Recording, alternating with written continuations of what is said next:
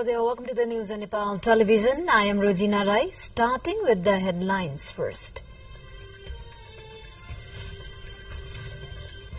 Lawmakers are raising issues of public concern at the House of Representatives. A meeting anti-money laundering bill scheduled to be presented for discussion and approval. 99% construction work of 42.5 megawatt Sanjin hydropower project complete, aims to start production next month. Economy shows a positive trend in the half-yearly review of the current fiscal year. NRV says that there is improvement in overall indicators. And Hamas responds to permanent ceasefire plan of Gaza. U.S. House rejects a Republican-led to pass Israel only a bill.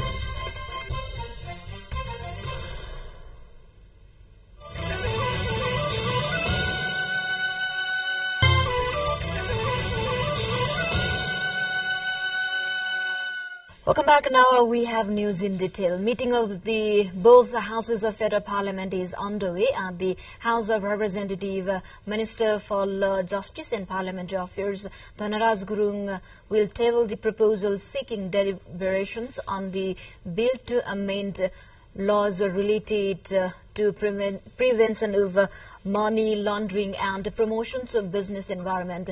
Minister Gurung will also table a proposal seeking endorsement of the bill.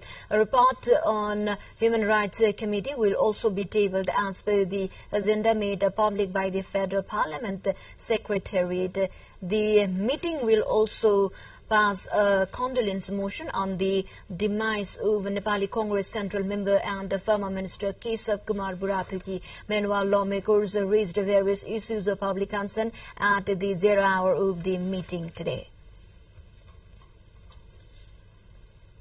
The National Assembly National Concern and Coordination Committee has instructed the government to increase the coordination between the three levels of government and among the ministries of effective implementation of the federalism in the country. The directive was issued based on a study report prepared by the committee on the basis of discussions with the relevant agencies and experts of the 7 provinces. The report was reviewed in Wednesday's meeting of the committee. Chairperson of the committee, Dil Kumari Rawal Thapa, said that recommendations and instructions have given to the government to speed the development of the laws and structures necessary to outline the rights and jurisdiction between the federal, provincial, local level government.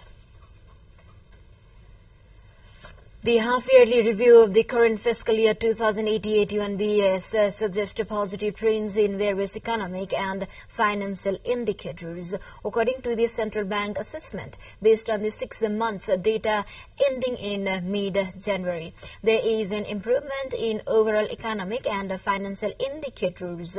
Remittance inflows increased by 25.3% to reach rupees 733.22 billion in the review period, compared to a 24.3% increase in the same period last year. In US dollar terms, remittance inflows rose by 22.6% to 5.52 billion rupees, to an increase of 13.9% in the same period of the previous year. In the US dollar terms, the gross foreign exchange reserves saw an increase of 16.9% to reach 13.69 billion in mid-January 2024 from 11.71 billion in mid-July 2023. Food and beverage category inflation stood at 5.77%, whereas non-food and service category inflation stood at 4.85% in the review month. With this update, we take a short break. Stay with us.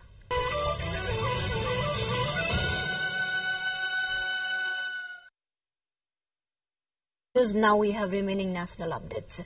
Some 99% construction work of 42.5 megawatt Sanjin hydropower project in Amachongdim rural municipality, Raswa, has been completed. The connection of electric mechanical equipment and hydromechanical connection of the project has also been put into order. While reporting the progress of the project chief Arpan Bahadur Singh said that few remaining 1% works under the project is being done.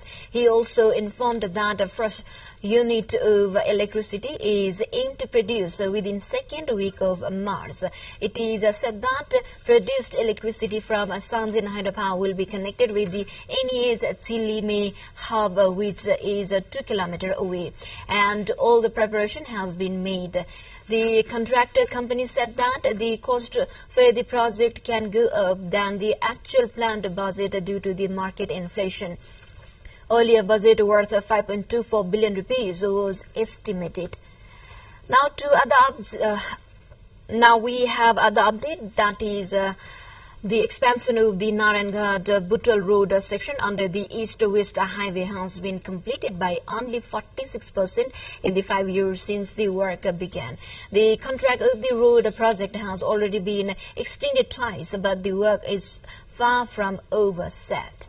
Information Officer of Narangad-Buttal Road Extension Plan Eastern Section, Engineer Siva Khanal. Out of the total 114 km road from Narangad to Buttal, 65 km road falls in the eastern section. According to Khanal, the road expansion work has not been able to accelerate due to the fact that the contractors are not working according to the plans that they have made.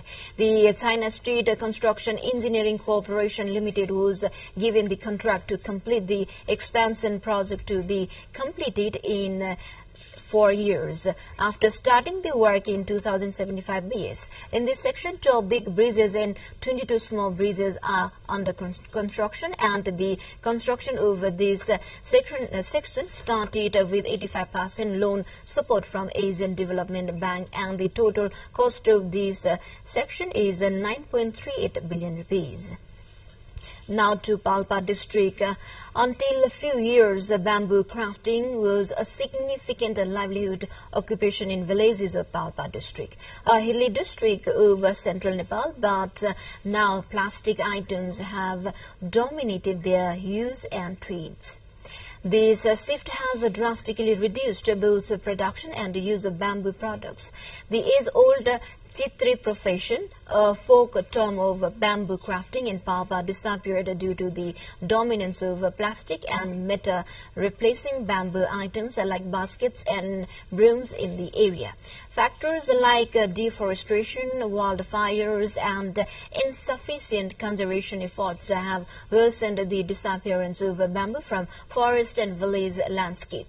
The environmental crisis threatens the traditional way of life in Palpa district, especially in villages like Jurubas, Mityal, and Gauda, which heavily relied on bamboo craft for livelihood. Modernization, particularly mechanized farming, has further reduced the demand of bamboo products as villages and the locals they embrace new agricultural methods. Local Top Bahadur Arghili says increasing use of modern machinery in agriculture has led to a reduction in the consumption of bamboo materials in rural households these days. To the more updates, before that, let's take a short break.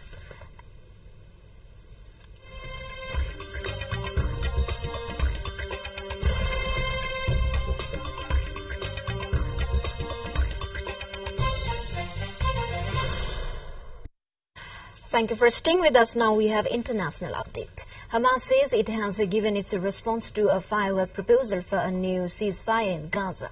The details of the deal set out by Israel, the US, Qatar and Egypt have not been released. It was earlier reported to conclude a 6-week truce when more Israeli hostages would be exchanged for Palestinian prisoners. Israel and the US have both said they are reviewing Hamas's response.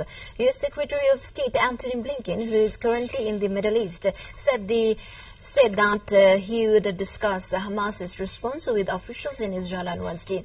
The proposal was sent to Hamas around a week ago, but a representative told the Reuters news agency it had taken them until Tuesday to reopen the truce deal and respond because part of it were unclear and ambiguous. Meanwhile, the U.S. House of Representatives rejected a Republican-led bill on Tuesday that would provide $17.6 billion to Israel. As Democrats said they wanted to vote instead on a border measure that would also provide assistance to Ukraine, international humanitarian funding, and new money for border security.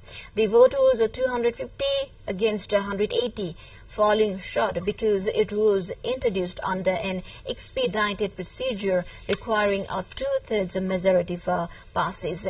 The vote was largely along party lines, although 14 Republicans opposed the bill and 46 Democrats supported it. And for Israel, one of the largest recipients of U.S. foreign aid, has traditionally received a strong bipartisan support in Congress, but many opponents call the House legislation a political ploy by Republicans to distract from their opposition to a $118 billion Senate bill combining an overhaul of U.S. immigration policy and new funding for border security with the billions of dollars in emergency aid for Ukraine, Israel, and partners in the Indo-Pacific region. Chilean ex-president Sebastián Piñera died in helicopter crash on Tuesday. Sending the country, he laid for 2 terms into mourning and prompting an outpouring of condolences from leaders across Latin America. The helicopter carrying Piñera, 74, and 3 others plunged into a lake into southern Chile. The former president was pronounced dead shortly after rescue personnel arrived at the scene. To the more updates, before that, let's have a quick look into the highlights of the site.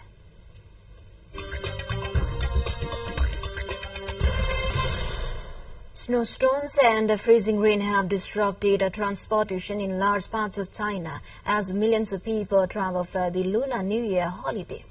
Hundreds of flights and train services have been cancelled, while motorists have been stranded on frozen highways for days.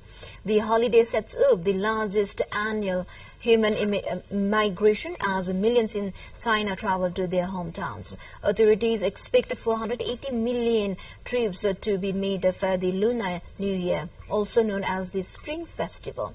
The volume is 40% higher compared to the previous year. China's May division has warned of the worst winter weather since 2008. The country's central region, including provinces like Hebei, Hubei, and Hanoi, has borne the brunt of the freezing conditions there.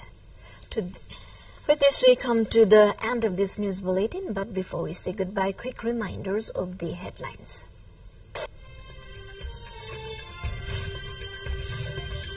Lawmakers are raising issues of public concern at the House of Representatives meeting. Anti-money laundering bill scheduled to be presented for discussion and approval.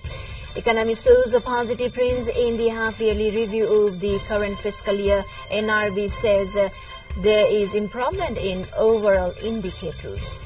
99% construction worker, 42.5 megawatt Sanjin hydropower project completes, aims to start production next month.